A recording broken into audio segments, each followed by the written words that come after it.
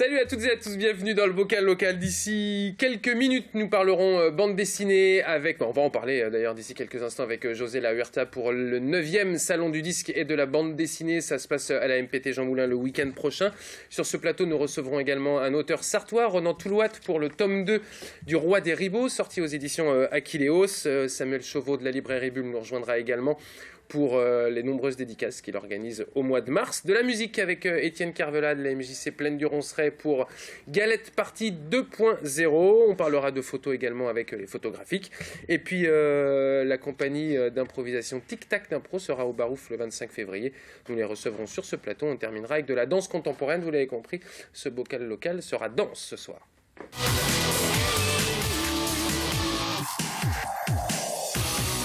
José, bonsoir. Bonsoir. 9e édition du Salon du disque et de la bande dessinée. Ça se passe le 28 février à la MPT Jean Moulin.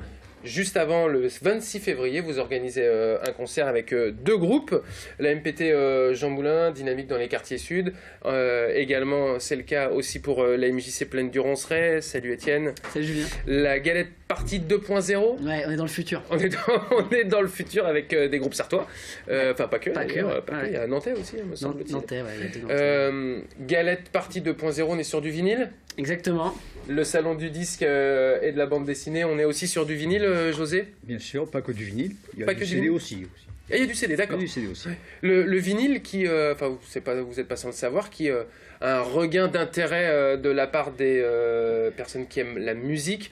Depuis quoi, 2-3 ans ? C'est assez incroyable, hein. Je crois qu'il y a un taux de croissance assez peu important. plus, Même plus que ça. 4 ans. 4, 5 ans, 6 ans, un peu plus jeune en plus. Alors, vous êtes collectionneur, José, vous avez toujours aimé les vinyles. Oui. Étienne, vous n'êtes pas de la même génération que José, mais pareil, vous, le vinyle, ça a toujours fait partie de votre culture également. Bah, toujours pas exactement depuis tout petit, parce que voilà, mes parents, eux, ils avaient lâché le vinyle quand le vinyle s'est arrêté un peu au niveau des ventes. Mais moi, je suis collectionneur depuis 6-7 ans environ. Et aujourd'hui, tout sort encore en vinyle ? Pas tout, Non ? mais il y a beaucoup de rééditions. Ouais. Il y a beaucoup de rééditions. Alors, est-ce qu'on peut retrouver, José, par exemple, au salon, des perles rares ? Parce que des salons, c'est aussi pour les collectionneurs. Donc, oui. s'il y a des rééditions, du coup, c'est en libre accès, tout le monde peut l'acheter. Est-ce qu'on peut trouver une édition originale ou un vinyle qui est peut-être sorti qu'à tant d'exemplaires ? Tout à fait. On peut trouver beaucoup d'éditions originales. D'ailleurs, le collectionneur va privilégier les éditions originales. Il va dépenser un petit peu plus, bien entendu, mais il va vouloir dire j'ai une édition originale, et il se trouve en plus qu'elle est en très bel état de conservation. Voilà. Mais pourquoi vous aimez ce côté édition originale ? Parce qu'a priori, ça a le même son qu'une réédition, non ? Je sais pas, moi je n'ai que des éditions originales. Donc, mais qu'est-ce que vous aimez dans le fait d'avoir une édition originale ? C'est l'objet, l'histoire ? Bon, je pense qu'on trouve un peu la même chose en matière de bande dessinée. Oui, bien sûr, on en parlera d'ailleurs. Mais... Donc c'est un peu se dire, bon, ce disque-là, je l'ai vu, je ne l'ai pas acheté à l'époque parce que bon, j'étais sur autre chose, ou alors je n'avais pas suffisamment d'argent. Et le retrouver plusieurs années plus tard en édition originale, c'est un peu le Graal. Étienne, vous aimez les éditions originales, vous, ou plutôt le vinyle, quoi qu'il Non, arrive, moi j'aime pas trop la spéculation en fait qu'il y a autour des éditions originales. Enfin, en tout cas, je comprends le fantasme, mais le côté dépenser 150 € pour un disque, pour moi, je trouve ça un peu insultant. Donc je trouve ça très bien en fait qu'il y ait des rééditions, parce que ça permet effectivement, vous en parliez, à un public jeune d'accéder au support vinyle. Donc non, pour moi ça c'est une bonne chose. Ouais. Vous mettez vous 150 € dans un vinyle, même plus, José ? Même plus. Même plus ? Même plus. Mais je ne le dis pas à mon épouse. Faut pas le péter en soirée, hein, le vinyle. J'imagine que du coup vous y faites extrêmement attention. C'est rangé comment chez vous ? C'est rangé par alphabétique, tout mis sous pochette de protection. D'accord.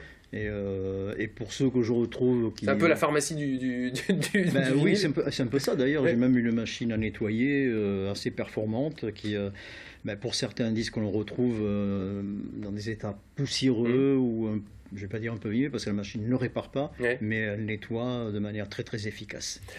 Ce salon, on l'a dit, on peut trouver des vinyles et de la bande dessinée. Il y a un prorata relativement équivalent entre le disque et la bande dessinée. En stand ou en métrage, on dirait un tiers bande dessinée, livre enfant, enfin tout ce qui a trait à la littérature, et puis 2 tiers vinyle CD. En gros, c'est ça. Occasion essentiellement, ou il y a du neuf aussi ? Il y a du neuf aussi, les deux. C'était une volonté pour vous de vous ouvrir Non, pour être ouvert. Pour être vraiment ouvert, de proposer le plus grand choix possible, le plus large possible. Et là, je rejoins ce que disait tout à l'heure, c'est vrai. Bon, il m'arrive aussi de m'en racheter quelques rééditions parce que certains prix me refroidissent un petit peu aussi. Et le vinyle, pourquoi par rapport au CD, Étienne? Je sais pas, en fait, moi, c'est la qualité de l'objet, c'est on est dans un monde où beaucoup de choses sont dématérialisées, donc avoir un vrai support dans les mains, regarder le label. C'est un support. Ouais, c'est vrai, mais je sais pas, il y a vraiment un truc, tu vois, c'est un peu comme une pratique sportive. Bon, bah, t'aimes bien avoir la mécanique qui va avec, bah, finalement, le vinyle, pour moi, c'est le plaisir du support, quoi. Il y a aussi un aspect visuel dans les couvertures des vinyles. Bien sûr.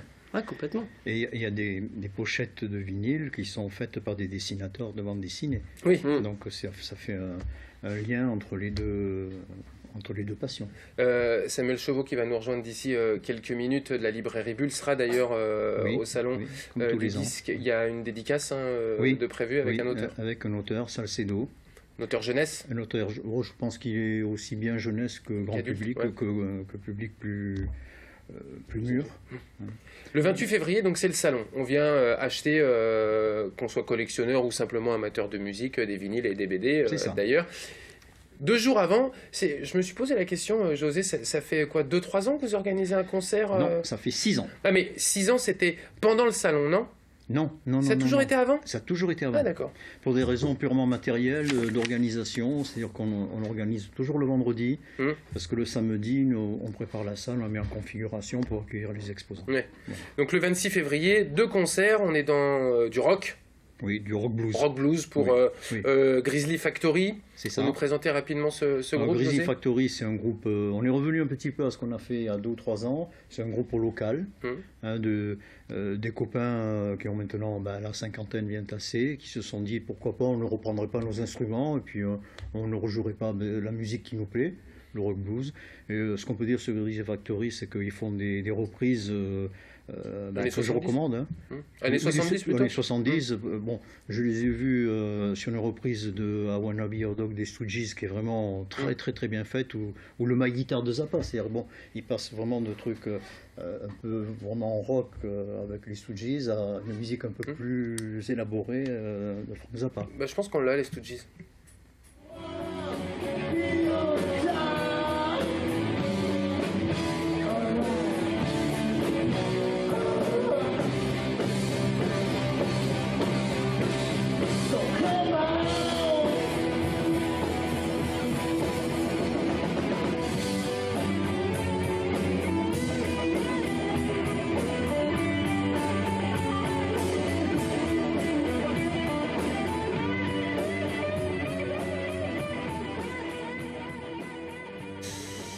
Autre groupe prévu ce 26 février, José, Christophe Marquis. Christophe Marquis, c'est déjà une des plus grosses pointures qu'on ait faites venir au salon. Après, il joue aussi il y a 2 ans.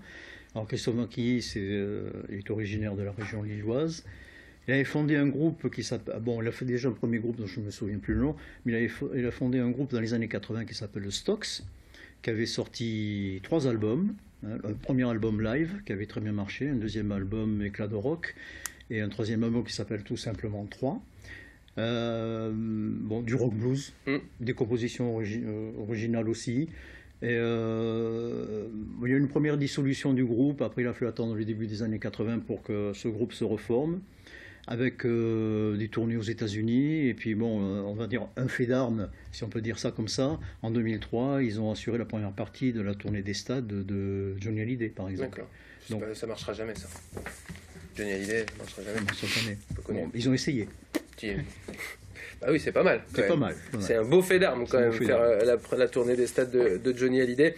Donc Christophe Marquis, Grizzly Factory, le 26 février. C'est ça. En sorte de warm-up, pour utiliser un terme manceau, pour ce salon du disque et de la bande dessinée. Et donc on vient le 28 février. L'entrée est gratuite, c'est important de le préciser.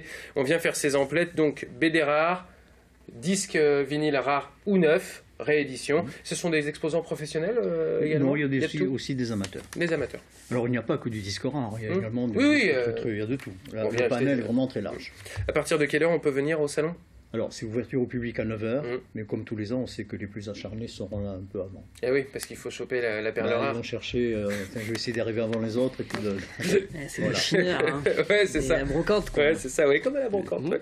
Le 26 février également, 2 soirées à quelques centaines de mètres d'écart, mais toujours autour de la musique, c'est à la MJC Plaine du Ronceret, Galette Party 2.0.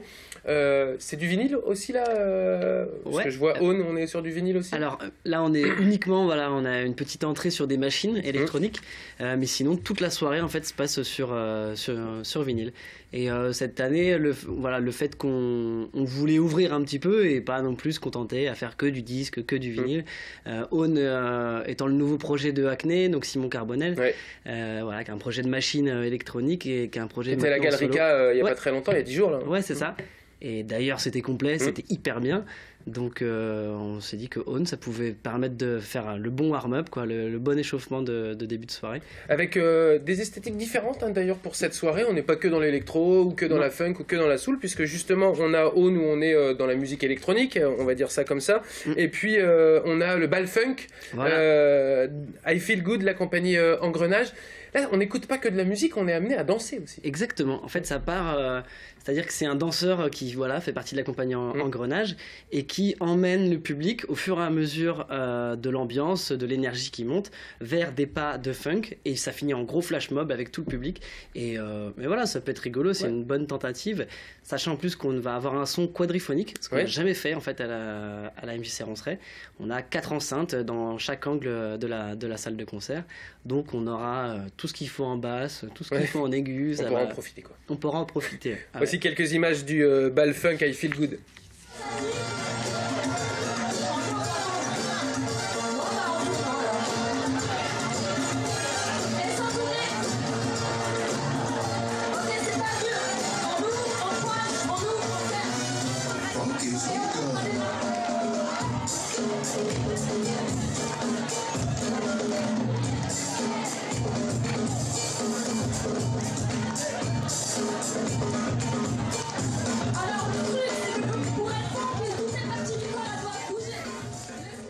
C'est excellent, on voit tout le monde qui bouge. Donc la compagnie Engrenage, une compagnie de Rennes pour ce bal funk I Feel Good. Et des DJ aussi, DJ Farois, c'est lui qui vient de Nantes, dont on parlait tout à l'heure. Exactement. DJ il était au Mans, non? Il était au Mans l'année dernière. Exactement. Sullivan n'a pas joué encore. D'accord. Il va jouer du coup vendredi 26. Faroa était l'invité de la première Galette Party, donc finalement la 2.0 c'est un peu la réédition, hein. On en parlait tout à l'heure.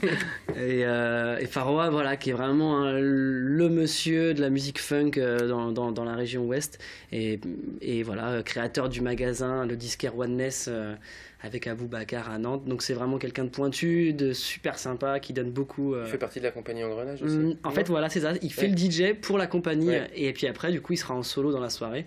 Et puis enfin, Monsieur Sullivan. Monsieur Sullivan qui lui est parti du Mans, mais qui est Manceau, c'est ça, hein? Ouais, c'est ça, qui est Manceau, qui s'est installé à Nantes.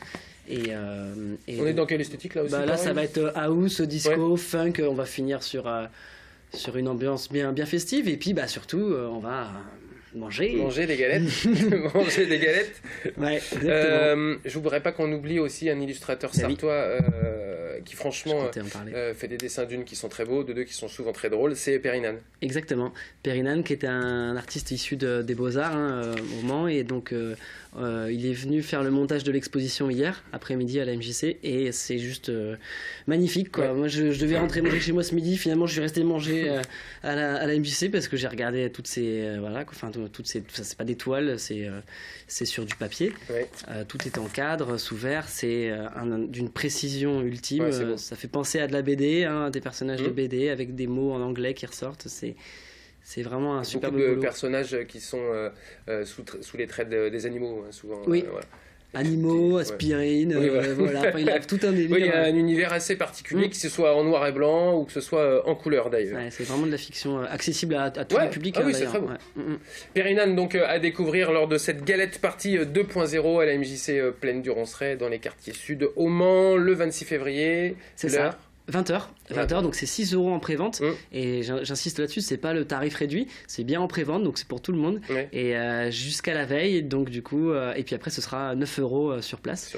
Voilà, et donc comme il n'y a jamais de restauration, l'idée c'est que cette soirée repose sur une énorme partie de bénévoles. D'accord. Et c'est hyper important de les remercier et de les valoriser parce que sans eux, c'est juste pas possible cette soirée-là. Donc il y aura des galettes de sarrasin, des crêpes. On avait tripé sur le concept de la galette, donc jusqu'au bout. Voilà. La galette jusqu'au bout. Le 26 février. Le 26 février également à la Maison pour tous Jean Moulin. L'occasion d'aller découvrir 2 groupes de rock blues. C'est Grizzly Factory et Christophe Marquilly. Ce sera à partir de 20h30. C'est ça. À la MPT Jean Moulin, et 2 jours après, le 9e salon du disque et de la bande dessinée à partir de 9h. Et là, l'entrée est libre. Merci Étienne d'être venu, merci José. On va continuer d'ailleurs à parler bande dessinée d'ici quelques instants avec Samuel Chauveau de la librairie Bulle et Matt pour sa sélection comics. À tout de suite.